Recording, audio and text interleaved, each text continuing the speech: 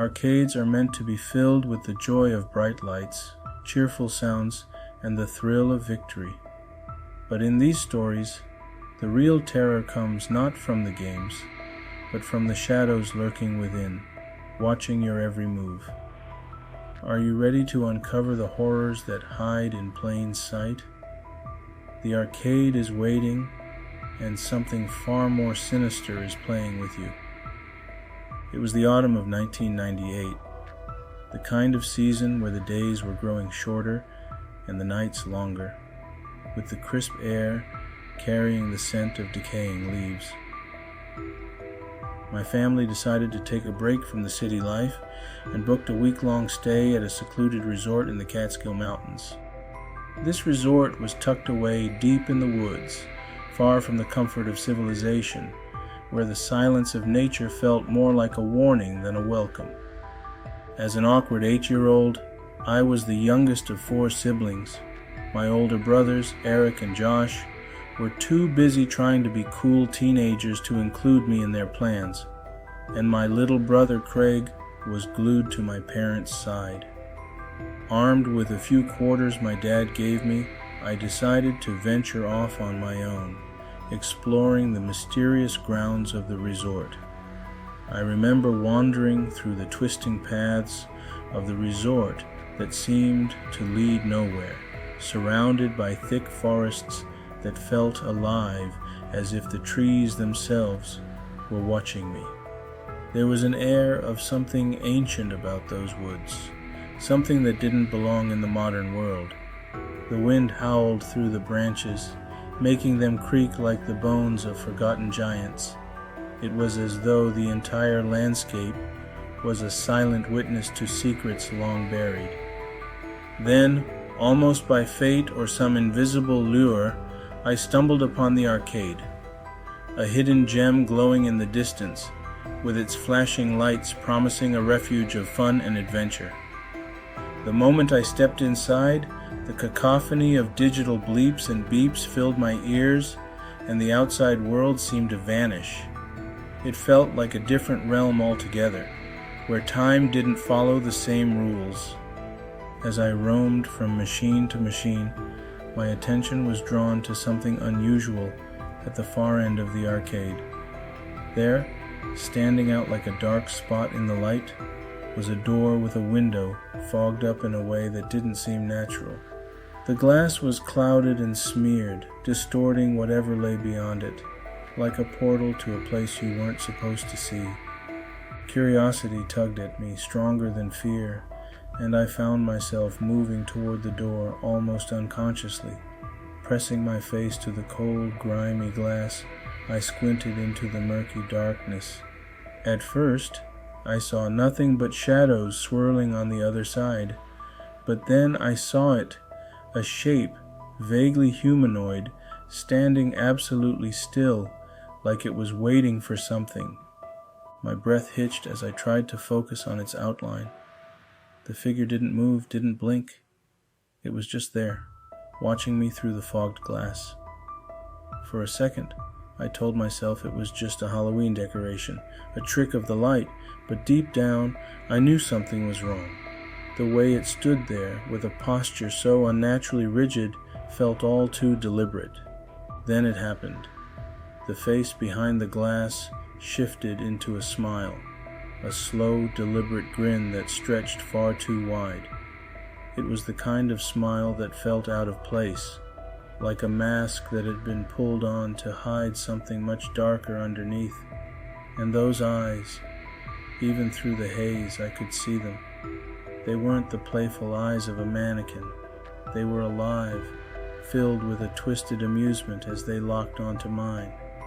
Panic surged through my veins, and I stumbled backward, my mind screaming at me to run, but my legs felt frozen in place.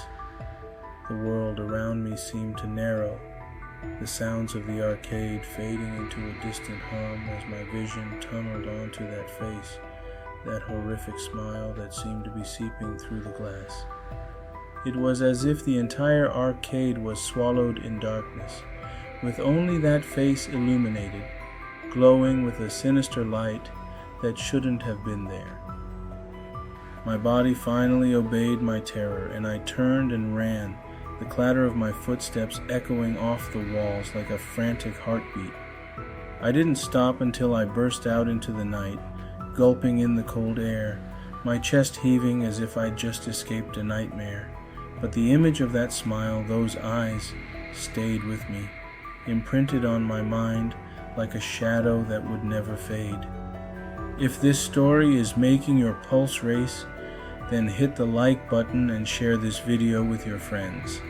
Let's see how many of you dare to face the unknown in the darkest corners of the arcade. Later that evening, as we gathered in the resort's grand dining hall, I was still reeling from the encounter in the arcade.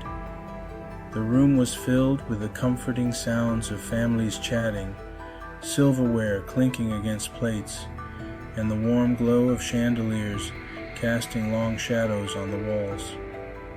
It should have felt safe, secure, like a haven from the outside world. But all I could think about was that face, staring at me from behind the fogged glass. My parents were laughing at some joke my dad told, but their voices seemed distant, as if I was hearing them from the bottom of a well. I pushed my food around on my plate, my appetite replaced by a gnawing feeling of dread that wouldn't let go. Then, as if drawn by an invisible force, my eyes lifted and scanned the room. And that's when I saw him. He was sitting alone at a table in the far corner of the room, partially shrouded in shadow. His gaze was fixed on me, unblinking, like he was studying every twitch and movement I made. His face was gaunt, almost hollow, and his lips were curled into that same twisted smile I had seen earlier, a smile that stretched too far, revealing too many teeth, like a predator showing off its fangs. It was him, the man from the arcade, the one who had been behind the glass. My breath came in short, sharp gasps, and I felt the room closing in around me, the walls warping, as though they were being sucked into some black void centered on his eyes. I whispered to my parents, trying to keep my voice steady. "That's the guy I saw in the arcade, the one with the creepy smile." My dad followed my gaze, his brow furrowing as he locked eyes with the man. But the instant my dad looked at him, the man's smile disappeared. He turned his head slightly, pretending to focus on his meal as though he hadn't just been staring into my soul. It was a game to him, I realized, a twisted game of cat and mouse, and I was the prey. The rest of dinner was unbearable. Every time I dared to glance up, he was watching me again, his eyes tracking my every movement like a hawk circling above its trapped victim. It was as though he was daring me to react, to acknowledge that he was real, that he existed outside of my nightmares. My parents tried to reassure me, said he was probably just a harmless guest, but I knew better. I could feel his intentions, darker than the shadows that draped over his face. That night in our room, I lay wide awake, my mind racing. Every creak of the floor, every whisper of the wind seemed amplified, twisting into sounds that didn't belong. My eyes were glued to the window, half expecting to see that grinning face pressed against the glass, watching me from the darkness outside. Sleep was a distant memory, chased away by the certainty that this wasn't over, that he wasn't done with me. Have you ever felt the cold eyes of a stranger staring at you when you least expected it? Share your most unsettling experiences in the comments below. Let's see who's faced the true terror of being watched.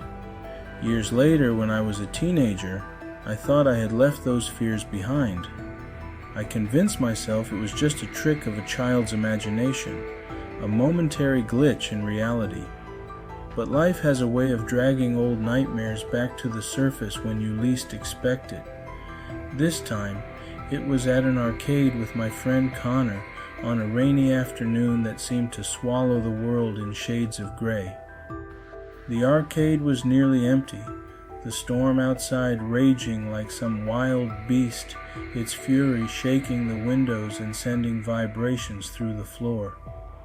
We were in the middle of an intense game of Street Fighter when I felt it. That unmistakable feeling of being watched.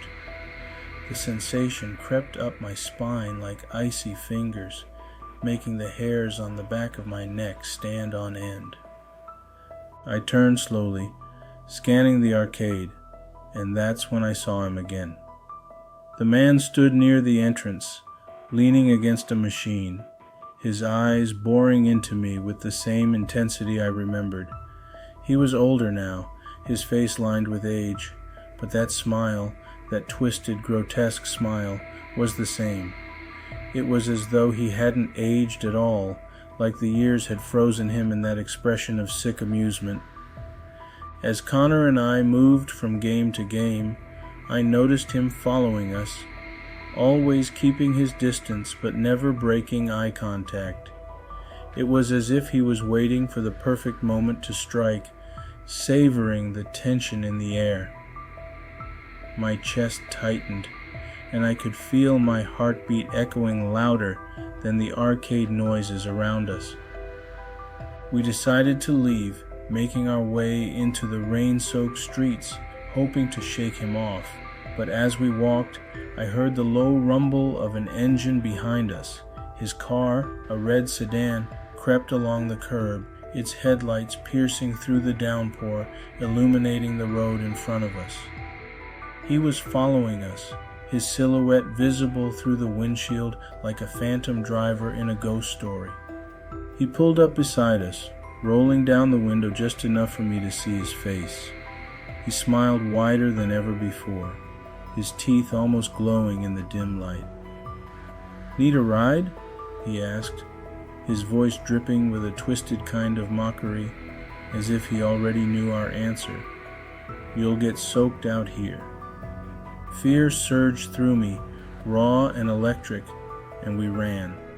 We ran like our lives depended on it, the rain pelting down like bullets, our shoes splashing through puddles.